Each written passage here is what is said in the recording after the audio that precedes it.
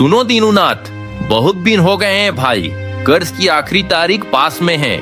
मुनीम जी ने अपना कर्ज लेने के लिए हमें भेजा हुआ है। भाई आखिर तुम उनका पैसा कब लौटाओगे? भाइयों, आप लोग कुछ महीने और रुक जाइए, मैं मुनीम जी का सारा कर्ज चुका दूंगा। सुनो दीनूनाथ, ये तुम्हारा हर बार का बहाना है।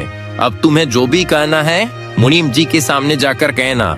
चलो हमारे साथ। ठीक है भाइयों, तुम लोग चलो, मैं अभी आता हूँ। ठीक है दीनूनाथ, मुनीम जी ने 10 बजे तक का समय दिया है, भूलना मत। तभी अंजलि दीनूनाथ की बेटी तालाब से पानी भरकर घर लौटती है।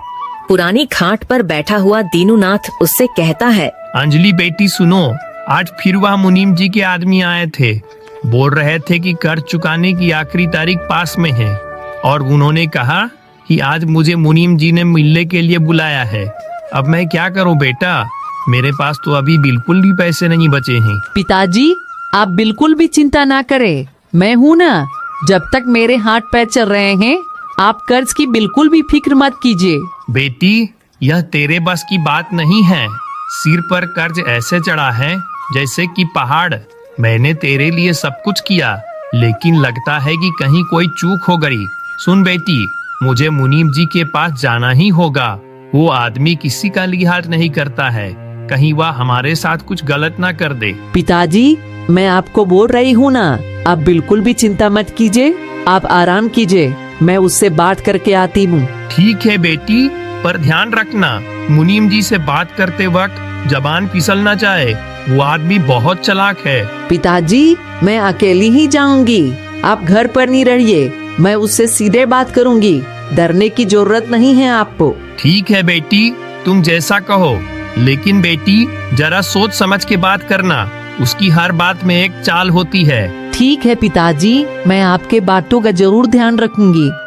इतना कहकर अंजलि मुनीम जी के घर की ओर चल पड़ती है। थोड़ी दूर जाने के बाद अंजलि मुनीम जी के घर पहुंचती है। मुनीम अंजलि को देखकर उससे कहता है, अरे आओ अंजलि, आओ बैठो। तुम जानती ही होगी कि आखिर मैंने तुम्हें यहाँ क्यों बुलवाया है। हाँ, मैं जानती हूँ मुनीम जी, मैं ब्याज की सारी शर्तों को विस्तार से जानना चाहती हूँ। सुनो अंजलि, मेरी सारी शर्तें सभी के लिए एक जैसी ही हैं। समय पर कर्ज चुकाओ और मौज करो, पर मुझे नहीं लगता कि तुम मेरा कर्ज चुका पाओगी। देखो, कर्ज की आखिरी तारीख पास में है। यदि तुम कर्ज नहीं चुका पा रही हो तो तुम मुझसे शादी कर लो, मौज में रहोगी और तुम्हारा सारा कर्ज भी माफ कर दूंगा। क्या शादी, वो भी तुझसे? मैं मर जाऊंगी लेकिन तुझसे शादी नहीं करूंगी।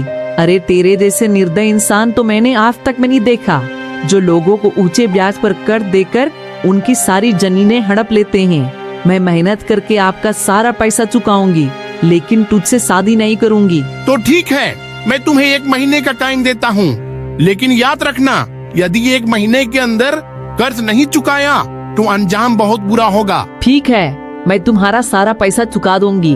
अंजलि गुस्से में मुनीम जी के घर से निकलती है और दुखी मन को लेकर अपने घर वापस लौट जाती है। आ गई बेटी, क्या कहा मुनीम जी ने? कोई और मुसीबत तो खड़ी नहीं कर दी उसने? पिताजी, उसने 1 महीने की मोहलत दी है, लेकिन उसकी नीयत बिल्कुल भी ठीक नहीं लग रही थी। उसने कहा अगर समय पर कर्ज नहीं चुकाया तो मुझे उससे विवाह करना होगा। क्या ऐसा कहा उसने? नहीं बेटी, मैं उस दुष्ट के साथ तेरा विवाह नहीं कर सकता। वह बहुत दुष्ट और निर्दयी आदमी है। बेटी, हम दिन रात मेहनत करेंगे और उस दुष्ट का कर्ज चुका देंगे। ठीक है पिताजी, आप जैसा कहो, हम खूब मेहनत करेंगे और उस दुष्ट का कर्ज चुका देंगे। अगले दिन से अंजलि लोगों के यहाँ साफ सफाई करने का काम करने लगती है और दीनूनाथ भी काम की तलाश में घर से निकल जाता है। चलते चलते वह एक सेठ के यहाँ पहुँचता है, जहाँ बहुत से लोग काम कर रहे थे। दीनूनाथ सेठ से कहता है, सेठ जी, क्या मुझे कोई काम मिल सकता है क्या? काम तो मिल जाएगा भाई, लेकिन काम बहुत कठिन है, कर पाओगे? हाँ साहब, मैं कर लूँगा, आप बस मुझे काम दे दो। ठीक है भाई, देखो यह जो अनाज की बोरी है ना, यह सारी बोरी उन लोगों के साथ मिलकर गाड़ी से उतारनी है। ठीक है सेठ जी, मुझे काम देने के लिए आपका धन्यवाद। दीनूनाथ भी लोगों के साथ बोरी ढोने लगता है और इसी प्रकार कई दिन बीत जाते हैं। एक दिन सेठ दीनूनाथ से कहता है, देखो भाई दीनूनाथ, अब मेरे पास काम कम हो गया है भाई, इसलिए मैं सिर्फ पुराने लोगों को ही अपने पास रखूंगा। यह लो तुम्हारे अब तक के पैसे। दीनूनाथ पैसे लेकर निराश मन से घर लौट ही रहा होता है कि तभी रास्ते में अचानक बारिश शुरू हो जाती है। दीनूनाथ अपने पैसों को सही से छुपा कर रख लेता है कि तभी उसे एक आवाज सुनाई देती है, मेरी मदद करो, मेरी मदद करो भाई, मैं यहाँ काफी देर से फंसा पड़ा हूँ।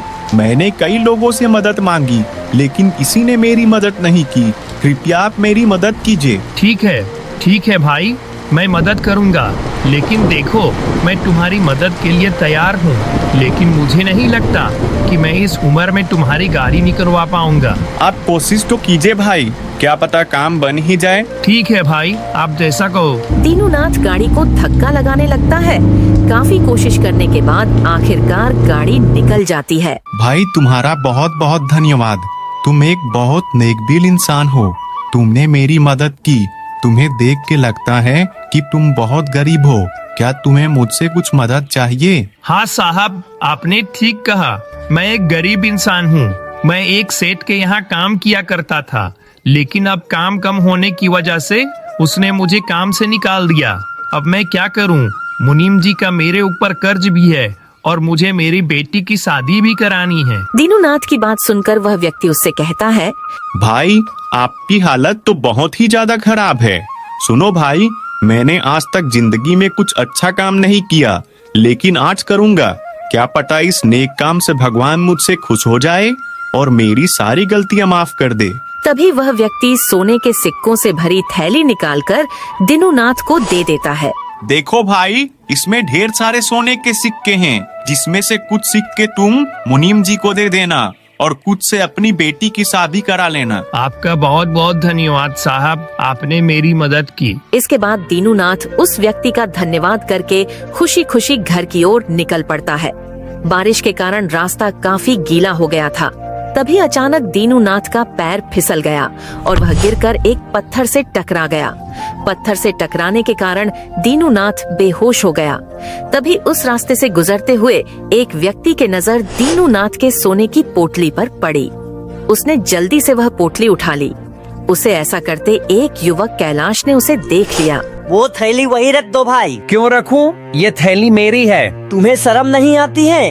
बुजुर्ग व्यक्ति के पैसे चुराते हुए चुपचाप ये थैली वहीं रख दो। अरे काहे परेशान करते हो भाई, थोड़े पैसे तुम रख लेना। नहीं, मुझे किसी बुजुर्ग का कोई पैसा नहीं चाहिए, पैसे वहीं वापस रख दो। नहीं रखूंगा, यह पैसे मेरे हैं। इतने में ही दीनूनाथ को होश आ जाता है और वह कहता है, अरे बेटा, मेरी थैली कहाँ है? कहाँ है मेरी थैली? बाबा, आपकी थैली चोर के पास है। अरे बेटा, ये थैली मेरी है, इसे मुझे वापस कर दो। अरे बुढ़ाओ, चुप कर, यह थैली मेरी है। अरे भाई, तुम झूठ क्यों बोल रहे हो? तुम्हें शर्म नहीं आती है क्या?